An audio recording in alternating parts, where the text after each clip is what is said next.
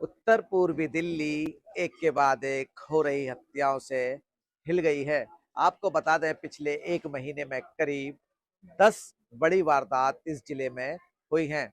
आपको बता दें इस जिले का कोई ऐसा थाना नहीं है जहां पर वारदात ना हुई हो। अगर हम बात करें थाना सीलमपुर की, शास्त्री पार्क की, उस्मानपुर की, वेलकम की, दयालपुर की, तमाम ऐसे थाने जहां पर मर्डर हुए, लेकिन अब ताजा मामला उत्तर पूर्वी दिल्ली के ही थाना सीलमपुर से सामने आया है। फिलहाल हमारी मौजूदगी उस इलाके में है जहां आज सुबह एक वारदात को अंजाम दिया गया है। बताया जा रहा है कि यहाँ पर 65 साल के बुजुर्ग को सिर्फ इसलिए मौत के घाट उतार दिया गया कि उसने करीब एक महीने पहले हुए झगड़े का बीच बचाव किया था। फिलहाल तस्वीरें हम थोड़ा सा दिखा दें। बताया जा रहा है कि इस्माइल का परिवार पास के ही जे ब्लॉक सीलमपुर में रहता है और इस्माइल जिनकी उम्र करीब 65 साल बताई जा रही है, वह इस मकान में सोने के लिए यहाँ पहुंचते थे।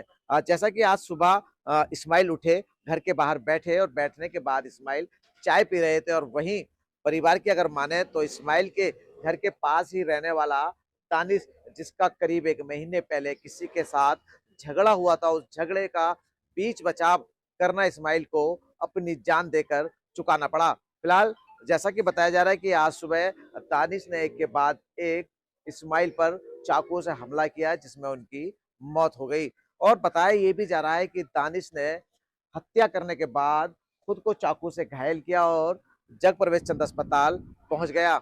चश्मदीदों की माने तो इससे पहले भी कई बार जो दानिश है वो अक्सर लोगों से झगड़ा किया करता था। इलाके में उसका बेहद लोगों में खौफ था, इसी के चलते उसके सामने कोई बोल नहीं पाता था। जैसा कि मैं आपको बता रहा था कि दानिश का इलाके में खौफ था, इसी की वजह से दानिश के खिलाफ कोई बोल नहीं पाता था और आज सुबह दानिश ने एक बुजुर्ग की हत्या कर दी। और वजह जो सामने निकल कर आई है, जो बुजुर्ग का परिवार बता रहा है, वो इसलिए बुजुर्ग को मौत के घाट उतार दिया गया कि बुजुर्ग ने लड़ाई का बीच बचाव किया था। अब बताया जा रहा है कि बुजुर्ग के पास के ही रहने वाले दानिश का किसी अन्य व्यक्ति के साथ झगड़ा हो रहा था। इसी बात को लेकर आज बुजुर्ग इस्माइल इस बात का बीच बचाव कर रहे थे, जिसके बाद उनकी हत्या कर दी गई। फिलहाल पुलिस के अधिकारी मौके पर हैं, मामले की जांच कर रहे हैं और जांच के बाद ये पता लगाने की कोशिश कर रहे हैं कि आखिरकार क्या वाकई में बीच बचाव कर रहे बुजुर्ग की हत्या हुई है या फिर इसके पीछे की और कोई कहानी है। कैमरा पर्सन के साथ इसरार अहमद, दिल्ली। मैं जब अच्छा, मैं जब इस्माइल आपके कौन थे? फादर क्या घटना घटी आपको? कुछ नहीं, पड़ोसियों में लड़ाई हुई थी, बस बीच बचाव करा था। बीच बचाव करने के बाद मामा यहाँ चाय पीते बैठ एकदम से आके उसको अटैक कर दिया, चाकू का मार दिया उसने। कौन है वो? पास में क्या नाम है उसका? दानिश। बता रहे एक महीने पहले आप उनका कुछ झगड़ा हुआ था? उससे नहीं हुआ था, 90 साल के बुजुर्ग हैं, उन्होंने उसे मारा था, बस तू हमें हुई थी उससे।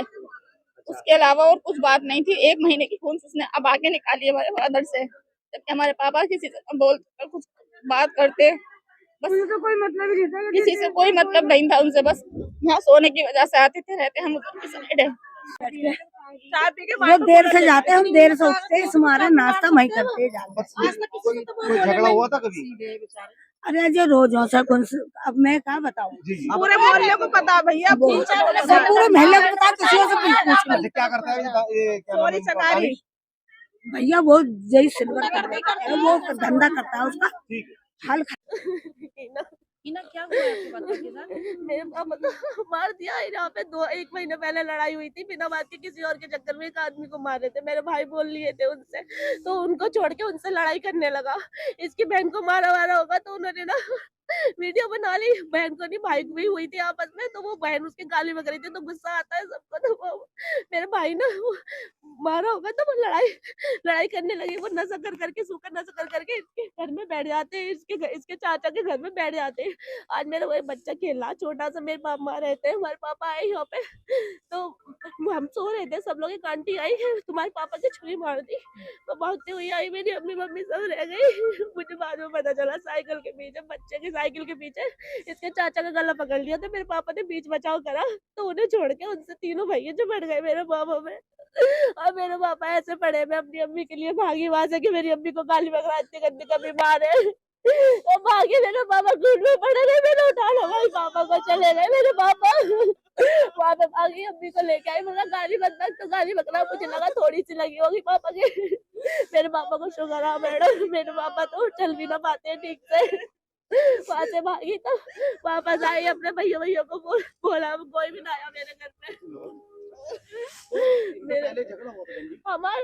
ये किसी और के चक्कर में हमारे पापा ने बीच बचाव करा, इन्होंने ये सारी माँ बहनें सब इतनी गंदी गंदी, मेरी बहनें तो लड़ने वाली भी नहीं है, मैं तो इतना बोल भी लेती हूँ, कोई लड़ती भी नहीं है। मेरे पापा ऐसे पड़े रह गए भैया।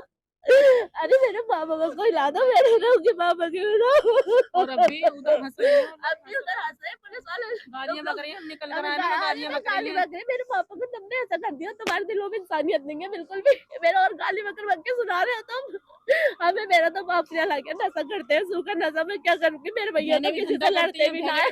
सारी हाँ बहनें भी धंधे पे एक ही बहन है और माँ भी ऐसी है, मिल जाती है पुलिस वाला, हमें ना मिलेगा इंसाफ, हमें ना लग रहा मेरे भैया को और बिठा लिया थाने में, ये तो पुलिस वालों के साथ चली जाती है, मुझसे पूछे कोई, मैं कब से जानती हूँ इन्हें। मेरे